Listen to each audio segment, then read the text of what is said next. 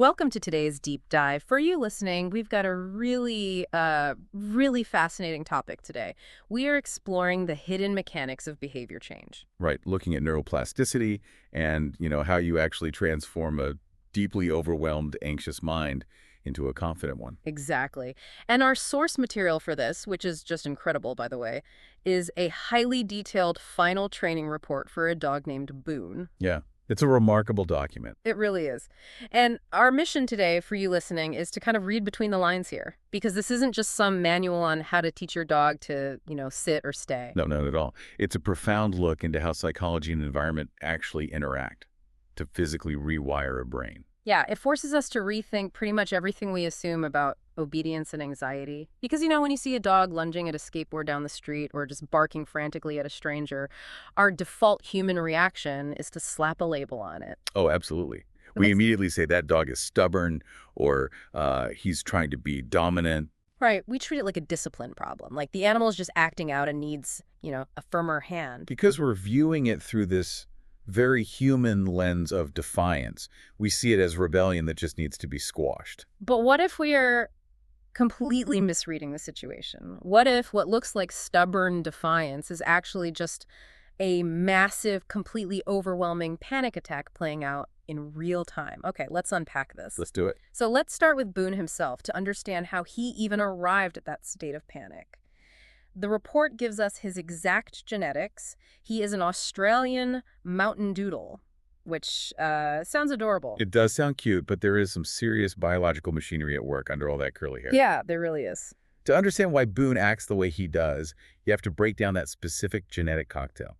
Because genetics lay the absolute foundation for how any dog processes the world. Right. So first off, you have the Australian Shepherd in his lineage. Exactly. And that is a working breed that was literally developed over generations to think independently, solve problems on the fly, and just remain hyper-aware of its environment at all times. And when we say hyper-aware, I mean, we're talking about a dog that notices if a single leaf blows across the yard differently than it did yesterday, they miss absolutely nothing. Nothing escapes them. Then you mix in the Bernese Mountain Dog, and this breed brings in a highly sensitive nature. They get very attached, right? They form incredibly deep emotional bonds with their family. But historically, their job required them to be cautious.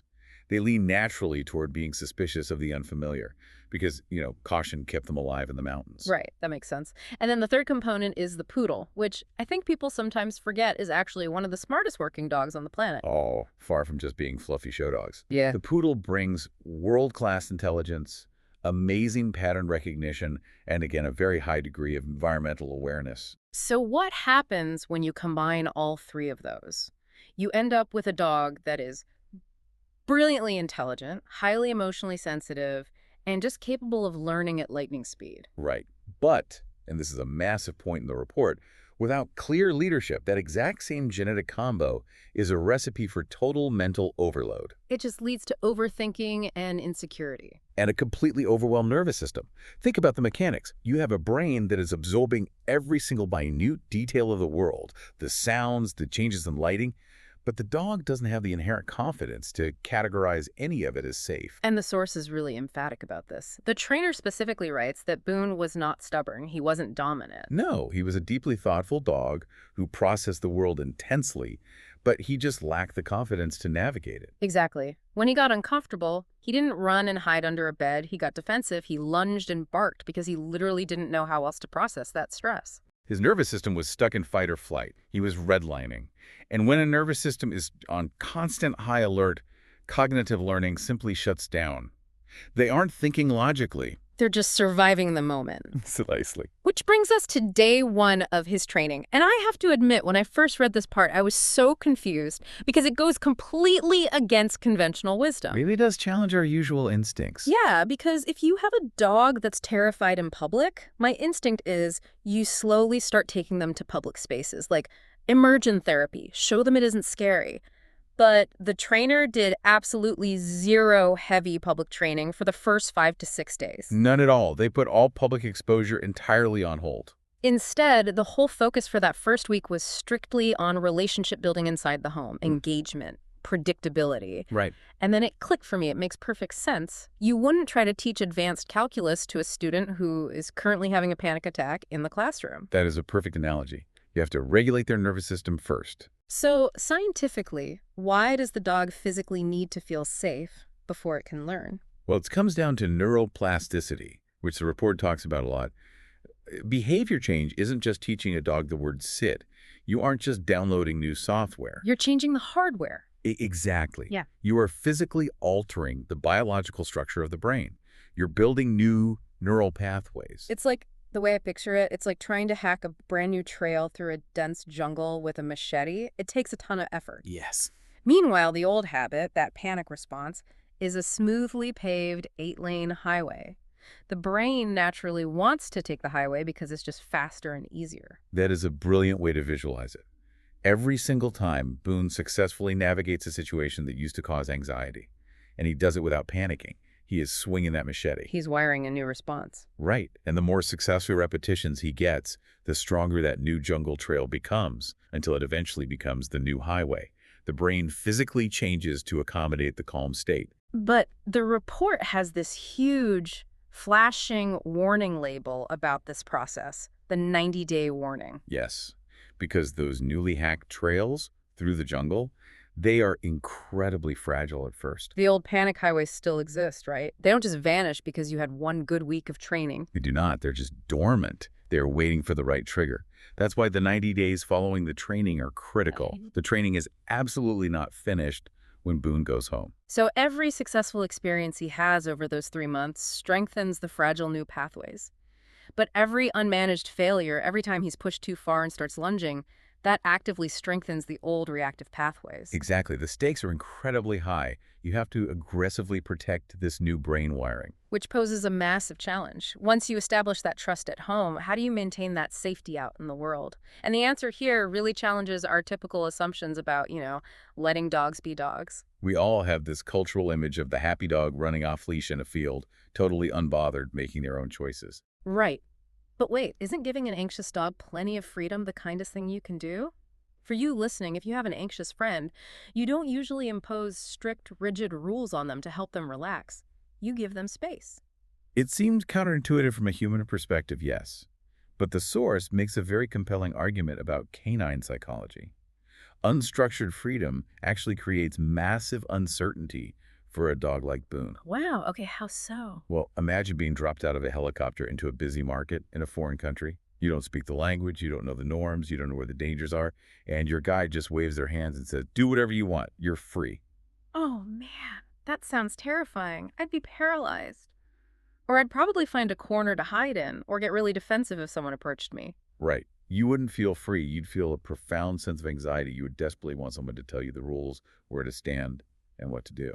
So for Boone, enforcing predictable, non-negotiable rules was actually the answer. Exactly. When the command place means stay on this specific map and sit means sit, the environment suddenly becomes entirely predictable. Structure creates predictability. Predictability creates safety, and safety creates confidence.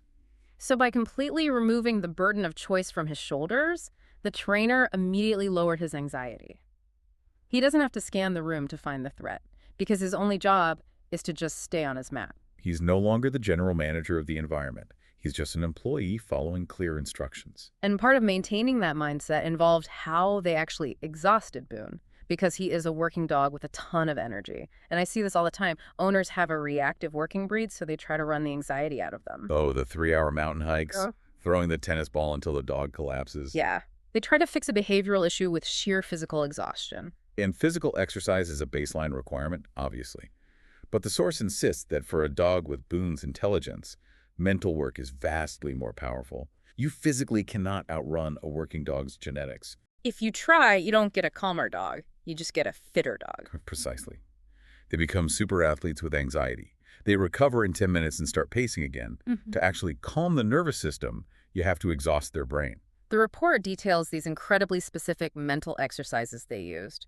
It wasn't just rapid fire, sit down, sit down. It was focused on duration and distance, making Boone hold a rigid command while the handler walks away or drops things. It involved intense impulse control. Yeah, the leave it exercises, where he had to actively ignore a high value item on the ground. He even had to work through decision making scenarios just to earn his meals. And the biology behind why this works is fascinating.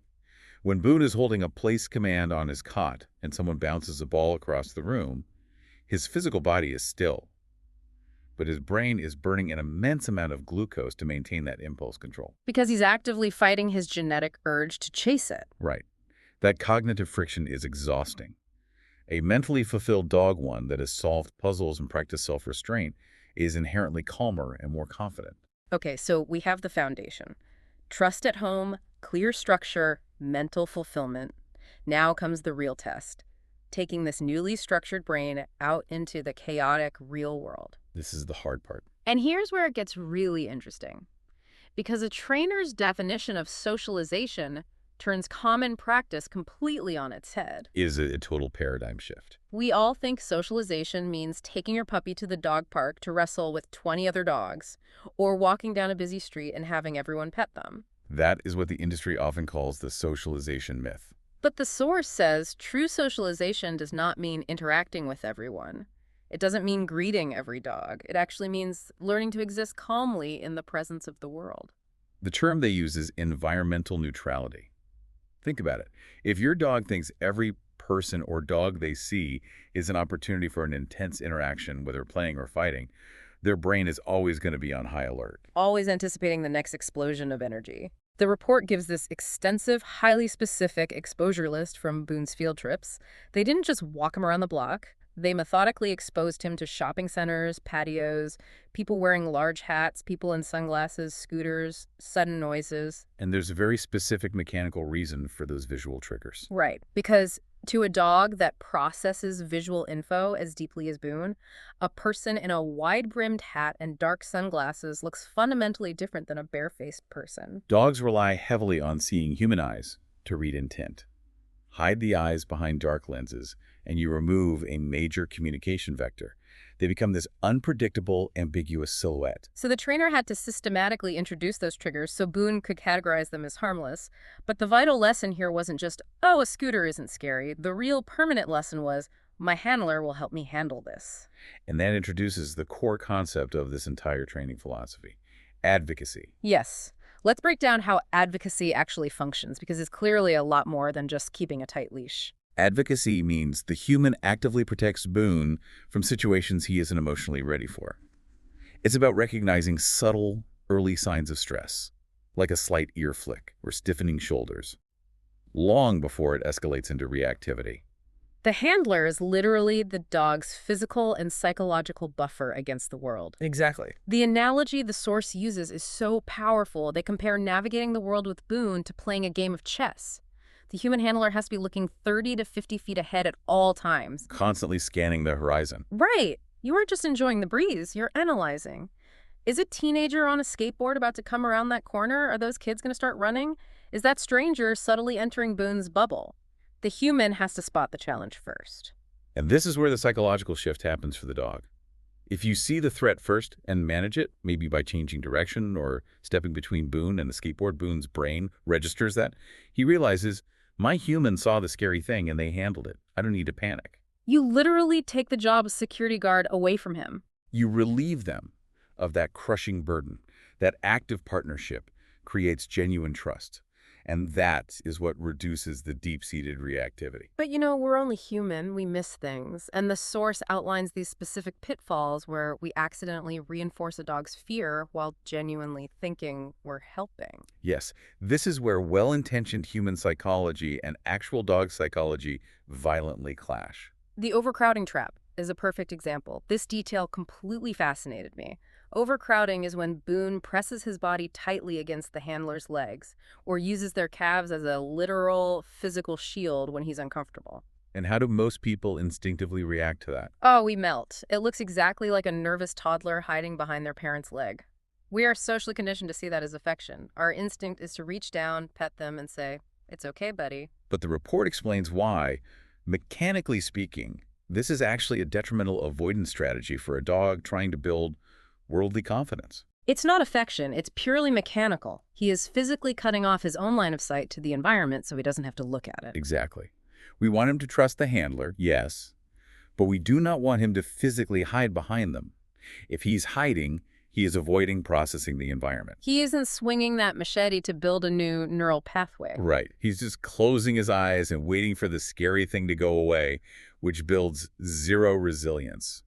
So what do you do in the moment? You obviously don't just shove a terrified dog away from you into a scary situation. You still advocate. You calmly create distance from the trigger to lower the intensity. But you require Boone to stand independently on his own 4 feet. You don't let him use your legs as a bunker. He has to look at the world and learn he can navigate it while trusting your leadership. And to help him process that sensory input without hiding, the trainer used a specific technique called a calming exercise. This is crucial for highly aware working breeds. The calming exercise literally teaches the dog the mechanical act of disengaging, how to slow down their heart rate and process information without reacting. Because many of these dogs, they never learn how to relax on their own. Their genetics tell them they always have to be performing a job or reacting. So this teaches Boone a totally new concept. Yeah. Not every outing requires action. Sometimes the job is just to exist. Sit quietly on a bench, take a deep breath, and do absolutely nothing. Which honestly sounds like a skill a lot of us humans could use in our own lives. That is a very fair point. But the source makes it clear that maintaining this newly confident dog is a very delicate balance. They present this scale between accountability on one side and advocacy on the other. Yes, if we synthesize the whole approach, it's a constant tightrope walk. Too much advocacy without accountability creates dependence. If you rescue Boone from every minor stressor, he never learns he's capable of overcoming adversity. He just learns the world really is too scary. Right. But on the flip side, too much accountability without advocacy creates profound stress. If you force him into chaotic situations, ignore his panic, and just demand obedience, you completely shatter the trust you built. So the art is protecting him when he's genuinely overwhelmed, but holding him strictly accountable when he understands a task like holding a place command despite a mild distraction and just chooses to break the rules. That precise balance is what creates absolute clarity for the dog. It's an incredible framework. And looking at the final summary of Boone's transformation, the difference is staggering.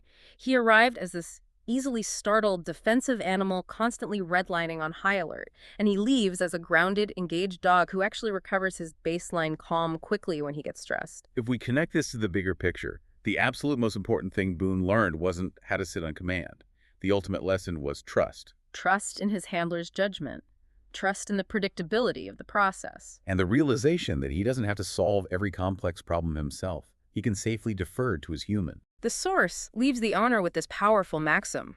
Confidence is like a muscle. If exercised, it grows. If ignored, it weakens. That new neural pathway requires daily practice.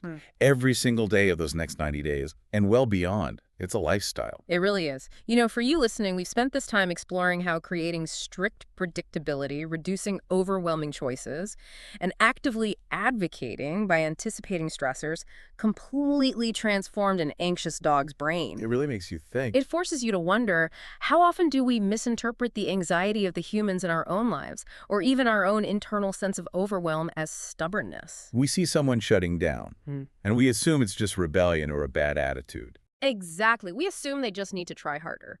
But how might applying these exact same principles, creating structured safety, establishing predictable expectations, and offering trusting leadership that actively anticipates and removes stressors, radically change the way we help each other navigate an increasingly chaotic world?